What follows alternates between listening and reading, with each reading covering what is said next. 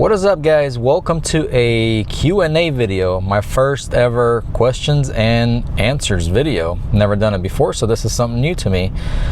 I've kind of compiled a couple of questions that you guys have asked me quite a few times, and I thought I'd make a video and talk about it.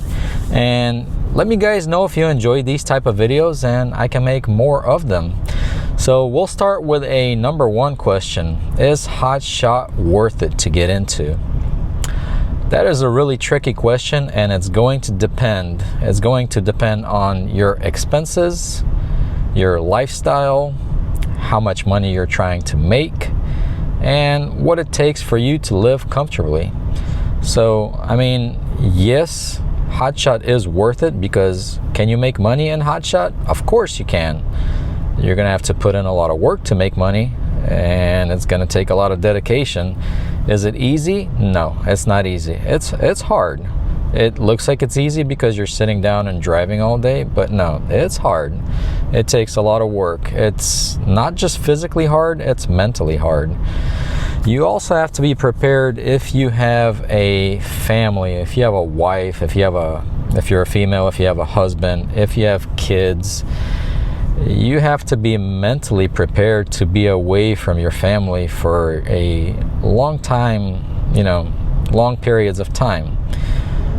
Because if you go on a road for a week at a time and then you want to go back home, you're not going to make a lot of money doing that. It's going to be practically hard because you're pretty much going to have to try to stay local. If you're going to get into Hotshot, try to get into it with low overhead, so you don't have a lot of expenses like truck payments, trailer payments. Try to keep that as low as possible if you want to make money. Yeah, the big thing is being mentally prepared, because like I said, if you have a family, being away from them for 2-3 weeks, a month at a time, it's tough. You get used to it. The longer you do it, you get used to it, but it's still tough because every time you go home and you have little kids and they want to be with you, it's really hard getting back on the road. So is Hotshot worth it? Yes and no. Depends which way you look at it, but in my opinion, it is worth it. A lot of people will say it's not worth it. That's just because they're afraid of the competition. Nobody wants extra drivers because that just takes away from work for the other drivers. But if there's work for everybody. So in my opinion, Hotshot is definitely worth it.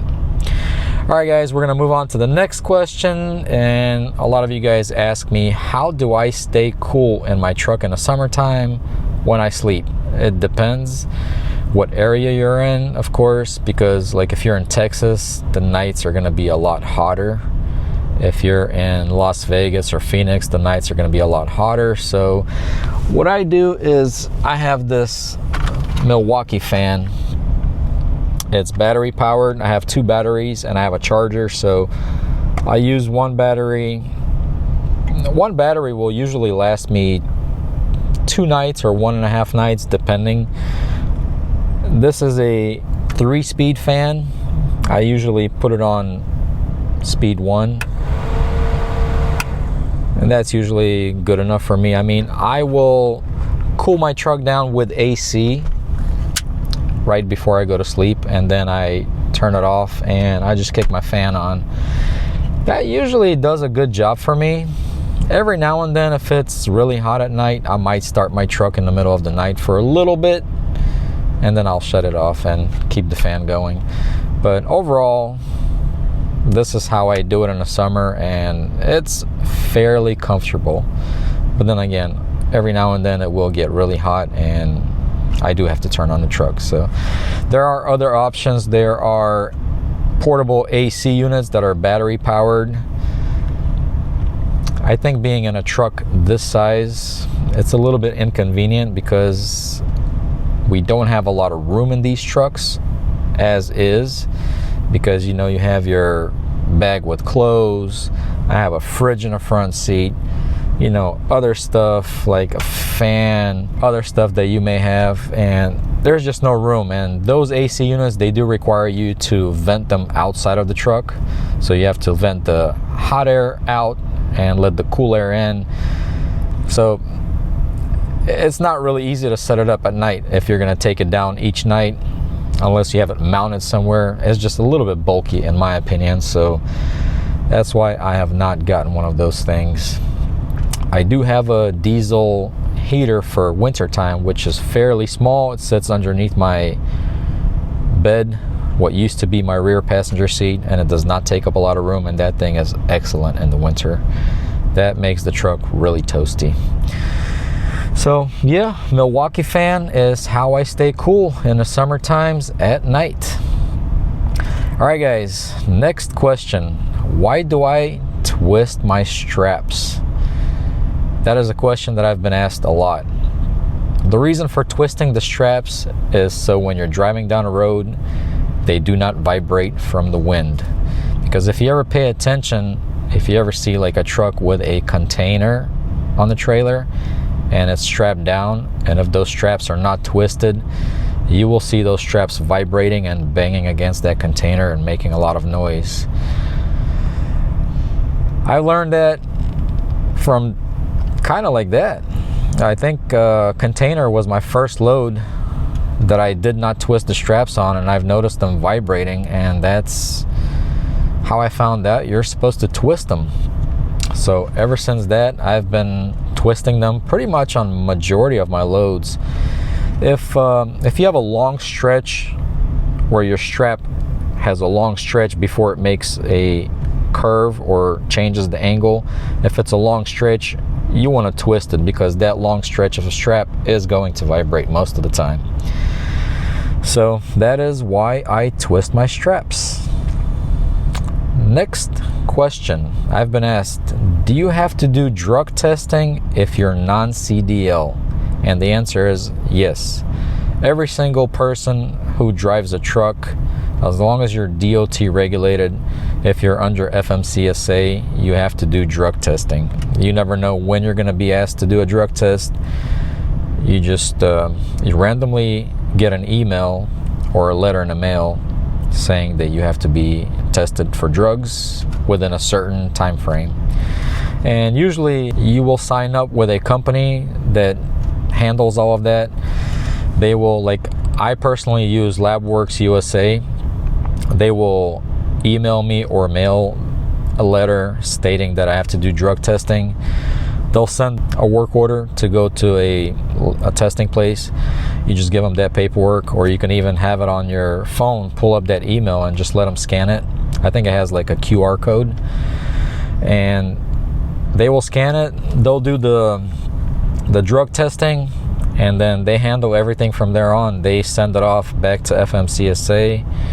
You don't have to do anything else after that. You'll get an email, like for instance, if I use LabWorks USA, they'll email me saying results are ready. So I just log on to the site and I'm able to see the results. So yes, you do have to do drug testing. I mean, you are driving a commercial vehicle, so you have to be drug tested.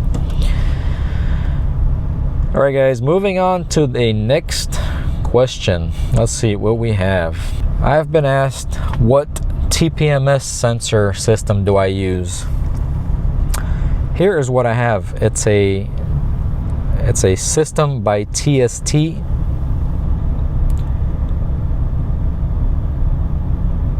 It's a color screen. You can monitor a lot of tires, and you can configure this thing to your needs.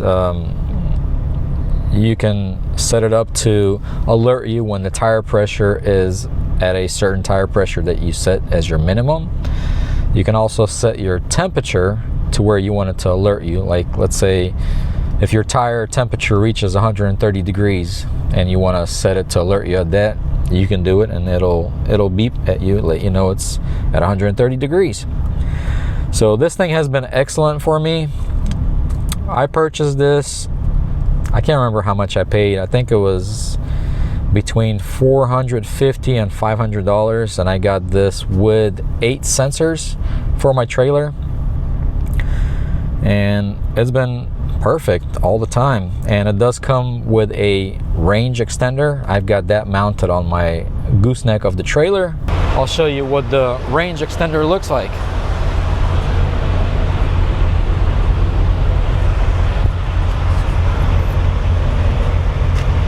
if I can remember where I've got it mounted. There it is. That little thing with the antenna and the red button as the range extender. And I will show you guys what the sensors look like.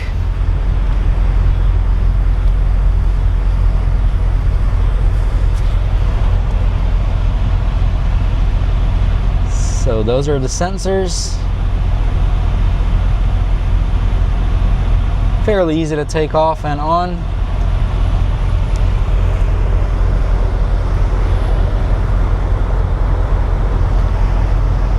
And you can program the sensors to any tire that you want.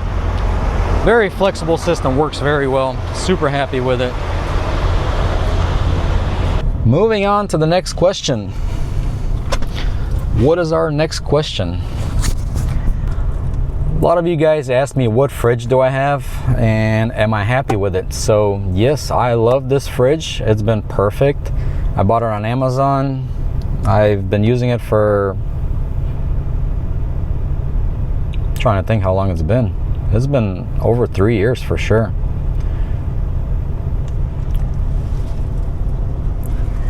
Here's the fridge. It's model F40C4TMP, and I got it on Amazon. It's got a nice little control panel there.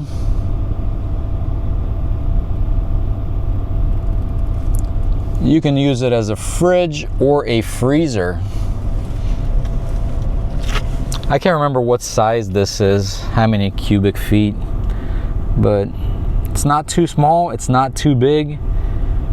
Most of the time I can fit everything that I need. And the lid has like an extender to go up higher if you have anything sticking up a little bit. Overall, super happy with it. It's been working very well for me. All right, guys, moving on to the next question and final question for today. You guys are asking me what phone mount system do I use, and I use a phone mount system by Bullet Point Mounts.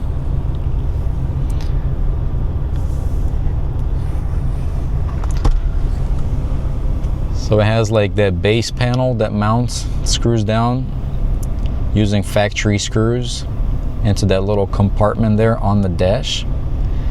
And it has a, I forgot what it's called, but it's like a sliding system. You can unscrew these mounts and you can position them wherever you want along those little cutout holes that they have on the base plate. So I've got this little mount right here. Sometimes I use it for my GoPro camera to record my driving videos. And this one, it's an arm for my phone. And I have a MagSafe mount, so it just magnetizes to it. I used to have one that slides open and kind of crimps the phone together, but this one is a lot easier. Since the iPhone has a MagSafe mount, you know, this thing magnetizes very easy, and I'm shaking it. It's holding on there. It's very strong. I'm shaking it pretty hard. Super happy with that mount, guys. I think these are the best mounts that you can get for your phone system, for your truck. So I think for everything here I paid, I'm not gonna lie, I don't remember, probably slightly over $100. No, it was less than $100. I think it was in between $80 and $90. And they always have sales, so they always have discounts, like 15-20% discounts. They have that quite often, so check them out, guys. Bullet Point Mounts, Google it. Very, very good phone mounts. All right, I think that's gonna do it for this Q&A video, guys. Let me know if you enjoyed this type of video, and if you do, I will definitely make more of it. And you guys can send me more questions and I would be happy to answer them. Hope you guys enjoyed this video. See you in the next one.